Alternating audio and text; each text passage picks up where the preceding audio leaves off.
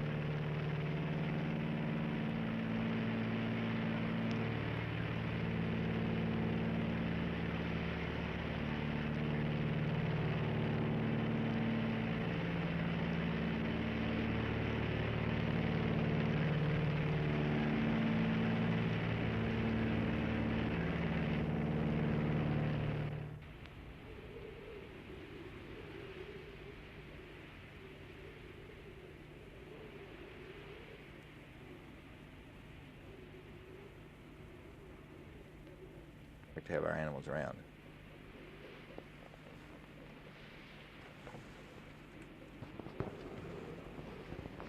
Jack, look at that bull. He is a beauty. To begin at Alaska's North Slope or Prudhoe Bay.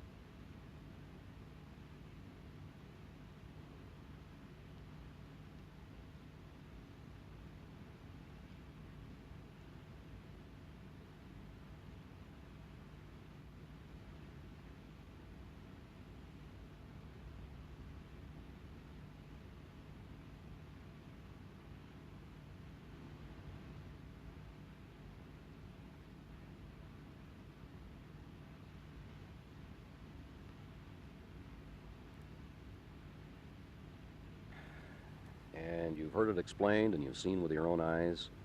What do you think now of the pipeline proposal? Well, I have, one of the few last great wilderness areas in the world, and we may need to use the resources, but we should do it in the because we have, sensitive one of the few last great wilderness areas in the world, and we may need to use the resources, but we should do it in the most sensitive and intelligent way possible. And neither route does any damage. Not by well, but that's not the case. Routes across the northern particularly part with of the hot oil pipeline, what's the difference if they, great chance that neither route does any damage? How? Well, but that's not the case. Well, the pipeline break very clearly with hot the oil spillage of pipeline, up to 500,000 barrels of oil would raise extreme problems. You're going through. Well, the pipeline break very clearly basins, with the spillage of up to 500,000 changing barrels patterns of oil very clearly, even with problems the revegetation and so forth. Going across river basins, technology. But we heard the same thing in relation to the atomic process for nuclear power, and that now that we're beginning to use it, the real problems, which were not anticipated, have begun to arise. We have the vertical cooling system problem, the long-term radiation problem. These are things that were not anticipated, were not dealt with. Any large technological undertaking, you have this kind of situation. The long-term radiation problem. These are things that were not anticipated, were not dealt with. Any large technological undertaking, you have this kind of situation occur.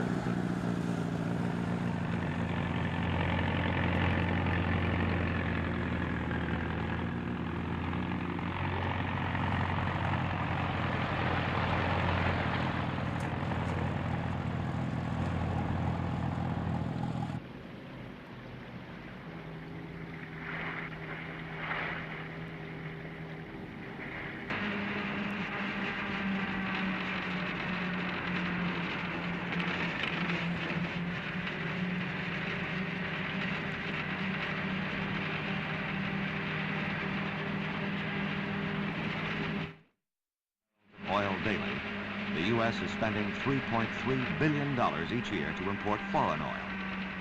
After the pipeline is in operation, this dollar drain would be eased, keeping dollars at home and improving our trade balance situation. By 1980, unless the pipeline is built, it is estimated that U.S. imbalance of payments would reach $50 million every day, or $20 billion per year.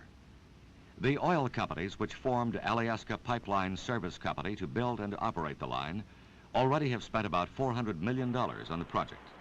This work includes extensive research and a variety of studies to make sure that the environment of the rugged wilderness country through which the line will pass is protected.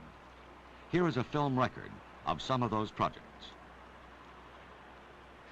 Alyeska Pipeline engineers erected this fence to simulate the pipeline which would begin its 800-mile journey southward here at the Prudhoe Bay oil fields. They constructed underpasses and ramps. The idea was that when the caribou came to the pipeline-like fence, they could cross it either by climbing the ramps or by way of the underpasses. As expected, some used the underpasses, others the ramps, and many others were observed going around. About a third of the animals encountering the obstruction turned around and moved away, out of the range of observation. Data from this test and from other sources will provide engineers the information they need to design a pipeline as required by special government stipulation that will not interfere with the movements of these migratory animals. One of the most important tasks for Alyeska engineers is to preserve the delicate tundra during construction work.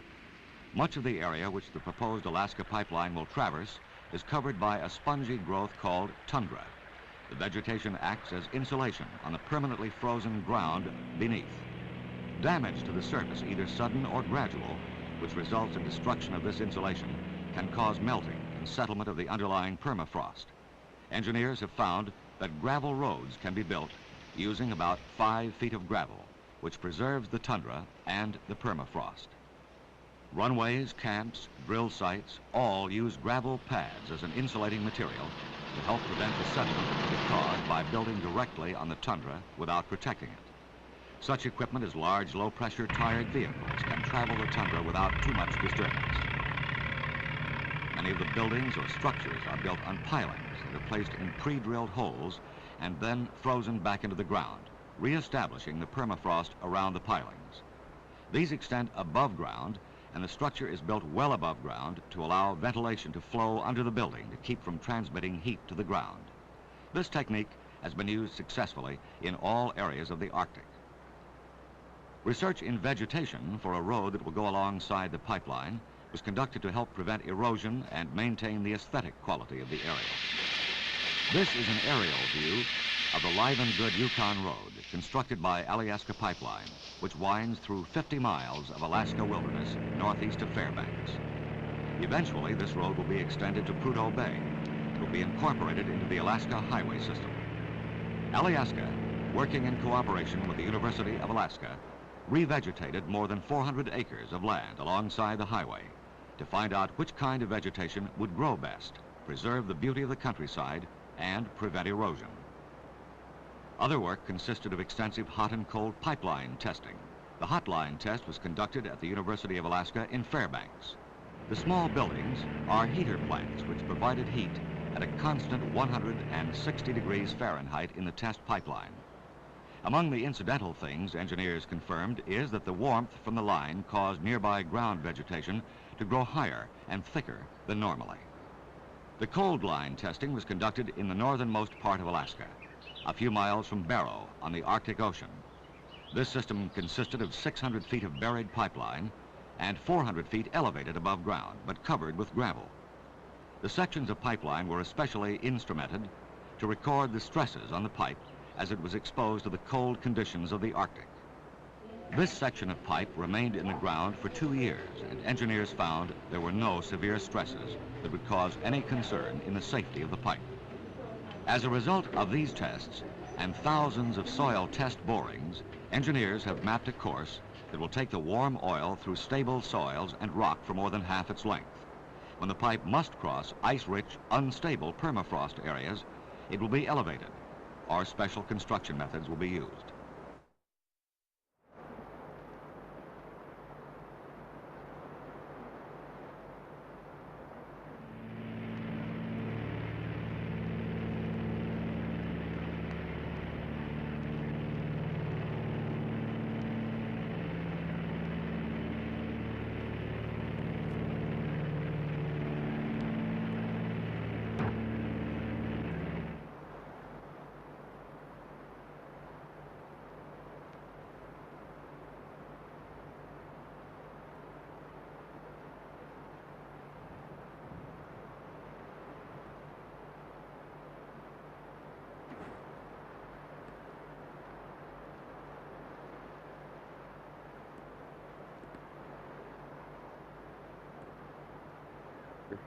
You, for many years, have been investigating the feasibility of the project in which you are currently engaged.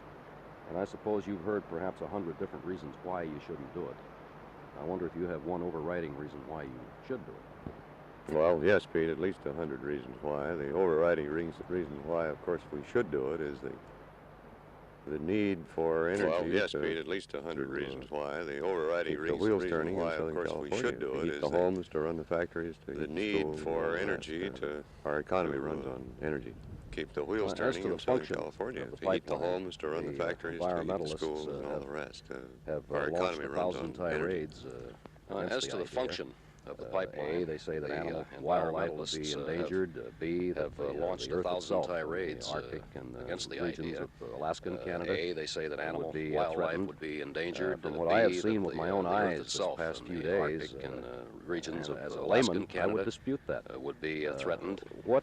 From what I have seen with my own eyes this past few days. Well, I agree with you, Pete. As a layman, I would dispute that.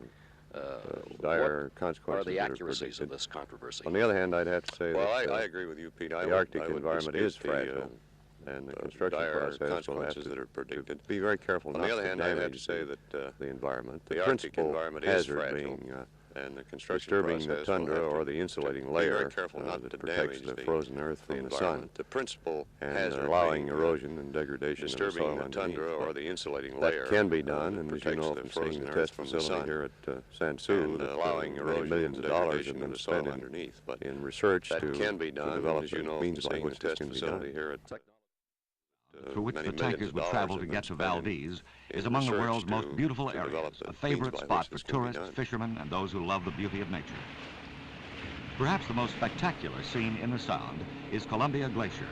At its face, it is several hundred feet high. Environmentalists maintain that ice breaking off the face of the huge glacier would imperil shipping in the Sound. Here, at the very face of the glacier, small boats cruise among the ice chunks to give sightseers a close-up look. The ice chunks rarely reach the tanker lanes, which are several miles away. Pipeline critics say the area called the Narrows is not wide enough for tankers to pass through in safety. The navigable portion of the Narrows is more than a half-mile wide, the equivalent of the length of more than 10 football fields. The largest tankers which will sail there will be 150 feet wide. To make certain of the safety of the route, the Coast Guard will permit only one-at-a-time traffic and much reduced speeds from the Narrows to the port and back again.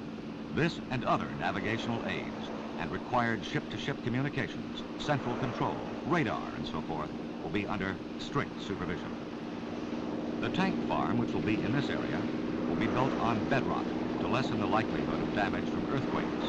The most modern equipment will be used to minimize the chance of oil spillage and to contain and clean up